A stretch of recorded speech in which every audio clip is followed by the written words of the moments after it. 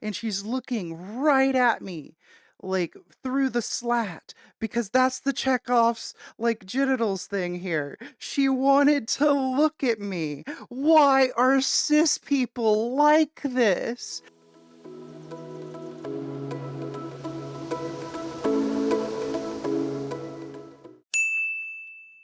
Hi. I'm going to tell you the story of the worst transphobia I've ever experienced in real life. Welcome to another story time with Ria. Okay, so let's just get right into it. If you enjoyed the story, please like and subscribe. But the story doesn't begin with just me. It begins with my ex-husband, who worked at insert big name fabric retailer.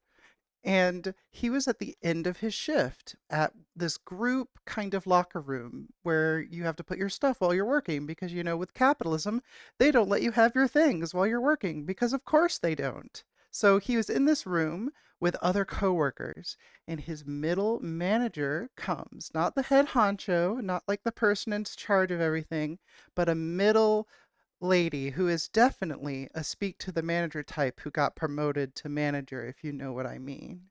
So she comes to him and she says, "Your boyfriend needs to stop using the ladies' room." Because here's the context.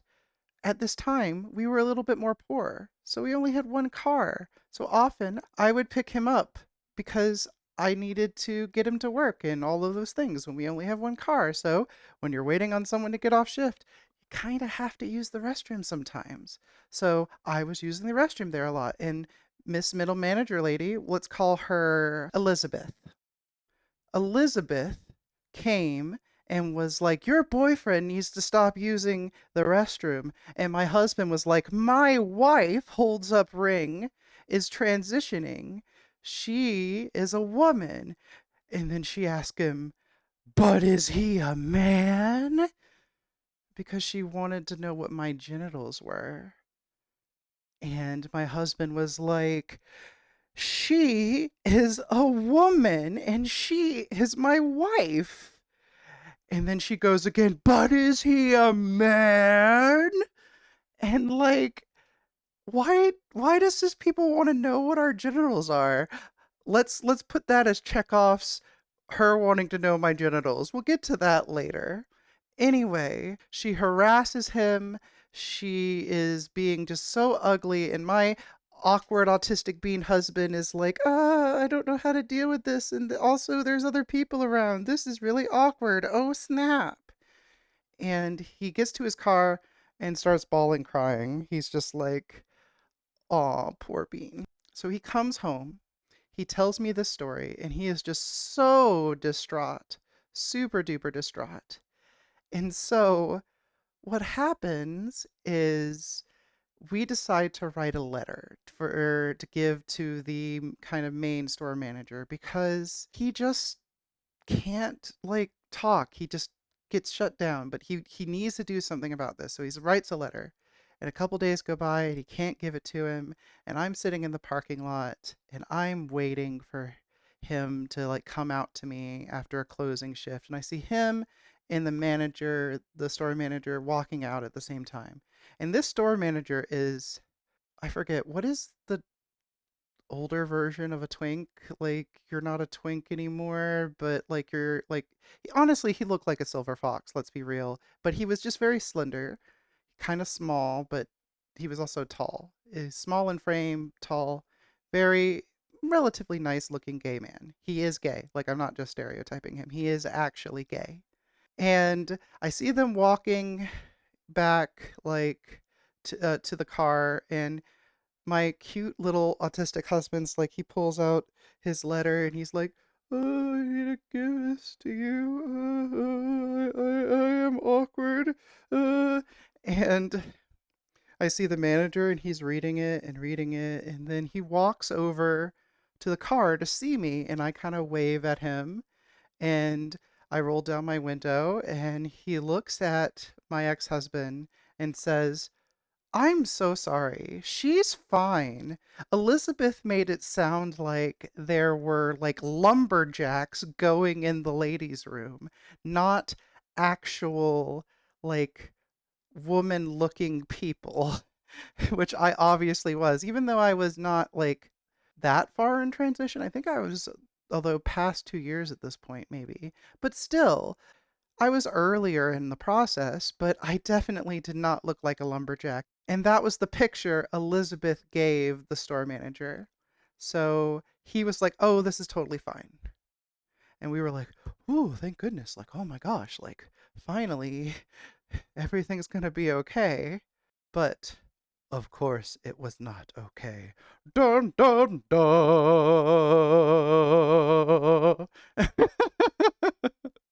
So what happened next was we had a few months of very chill time where everything was fine.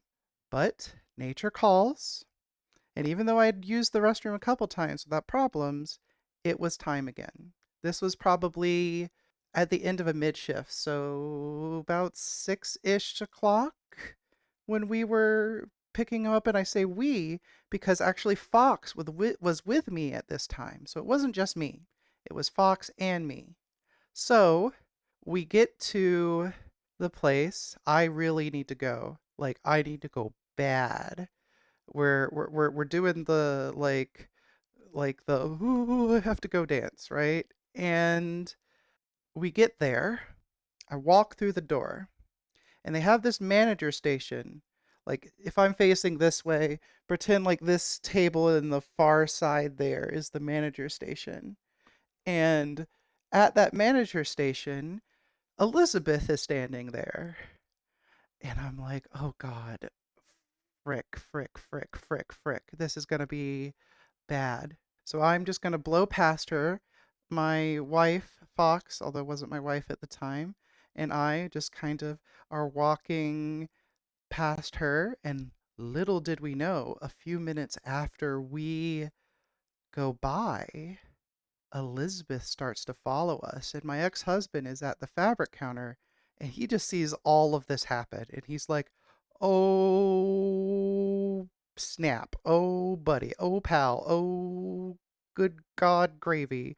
Like, that's what he's like, right? He is just freaking out. So, we are going to do a little bit of venue shift for the next part of the story because I want to be a dramatic biznatch about it, okay? So, TV magic. Okay, y'all. So, I'm coming in the restroom, right? Like, and I go in this middle stall because it was a 3-stall bathroom just like this one behind me. And I'm like, oh God, I gotta go, go. Fox goes into the far stall and they go in. They use it, but like they don't have to like really go. And then Elizabeth comes in here and she is furious. And as she comes in, she looks at me through the freaking slat in the freaking like door. She's like mean mugging me. She's got this angry old conservative white lady rage in her eyes, and she's looking right at me like through the slat because that's the Chekhov's like genitals thing here. She wanted to look at me. Why are cis people like this? They think that we're the problem with bathrooms, but then they do shenanigans in bathrooms. Like, what is this? Anyway, so then she goes in that stall, right? The first one in the line here. So she doesn't actually have to go. So she gets out really quick and starts washing her hands very slowly. Fox and I are on our phones like, oh my God, oh my God, oh my God, Elizabeth's in here. Oh my God, oh my God, oh my God, oh my God, what are we gonna do? Oh God, oh God, oh God. And Fox gets done and comes out, and because I had to go really bad, I'm still kind of in there for a little bit, like, oh man, oh buddy, oh pal. And I finish, and I come out to her angrily drying her hands, like slapping, like I'm gonna slap my controllers together because that was what she was doing. She was just smacking her hands. I just wash my hands slowly and I grab a paper towel and I start drying and I'm looking over her and she's still like angry, like doing the thing and she's like, "This isn't gonna fly. I talked to store manager and this isn't gonna fly. I I'm gonna go above his head to the district manager because this isn't gonna fly." And she kept saying that over and over again. And I just put on my most dignified Southern accent lady, 'cause she deserves a little bit of sass. And I'm like, "Well, I'm sorry to hear that, sweetheart. Let me get the door for you." And I get the door and she storms out and Fox and I are like, "Oh," autistic flailing, right? Like we're just like freaking out. And so we calm down and then we come out the door to like leave and we hear because that break room is right next to the bathroom where, and we hear because my husband must have come off work, we hear her scream at him, "Those men!"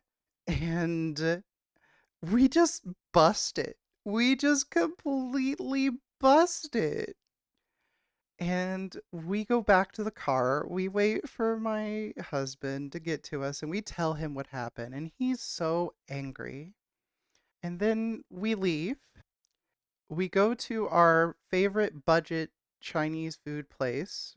It's a place called Dollar Scoops where everything is a dollar. It's not actually called that, but that's what we called it because everything is a dollar.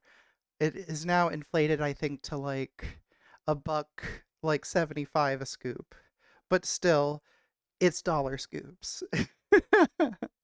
So we get our scoops and we're eating, and he is just so upset about it. And I'm like, "Sweetheart, it's gonna be okay. Let's just go back after we're done eating. Elizabeth will be gone, and you can talk to the assistant store manager about it and get everything squared away." By the way, I should tell you, because I forgot this detail, Fox is assigned female at birth. It is ridiculous to think Fox is a man or ever have been a man. They had H cups at the time. H cups. They had like that kind of heavy set, like hourglass thing going on. Yes, they had a dykey haircut. Yes, they were wearing flannel. They looked like a stereotypical masked lesbian who just happens to have a more feminine frame of what we associate in our society, but very mask energy. Very, very mask energy, but obviously not a man. And it would just blew our mind that Elizabeth would be this bad at her transphobia, right? Like she can't police the bathroom, she can't even tell who's who, right? You, we can always tell. No, you can't. You can't always tell. That's obvious with how they treated Fox. Fox here. No, but really though, like they can always tell is like such a silly thing because this is the worst case that I've experienced, but I've definitely gotten other weird looks, and so have a bunch of other AFAB people I know. "Oh, I'm sorry, you don't believe that I'm supposed to be here? Let me just like drop my trousers right here in the middle of the bathroom, because that's not weird at all. Let me just pull out my like birth certificate or something that I totally carry around with me because that's what everyone does, right?" No, nobody does these things. You're just being very weird and very creepy. So, anyway, we get back there. My husband talks to the assistant store manager. It gets really serious, and the end of the story is sadly, probably because my ex-husband was nervous, he didn't mention the the slat part of the story. If he had mentioned the slat part of the story, she probably would have been fired because that's a lawsuit. But he forgot because he was nervous and she got told, "You can't even tell who's who, So don't try to police the bathrooms. If you want to police the bathrooms, you're going to have to find another job. And we didn't have any other issues. And when the store moved to another location, Elizabeth did not follow them. So we like to joke that we got Elizabeth to quit the fabric retailer because trans people. And that's the end of the worst transphobia that I've ever experienced in real life. Thank you so much for watching. If you enjoyed that story and want to hear more like it, please subscribe. Please like and share it around if you think it was funny. And I I hope that you enjoyed this quicker video than I usually make because I, right now as I record this, am about to be leaving to go get my bottom surgery. Let's go. Brr, brr, brr, brr, brr. I feel like you have to put a toilet emoji and tell me exactly what you think of Elizabeth if you've seen this whole thing. Thank you so much. I'd love to read that as I'm recovering.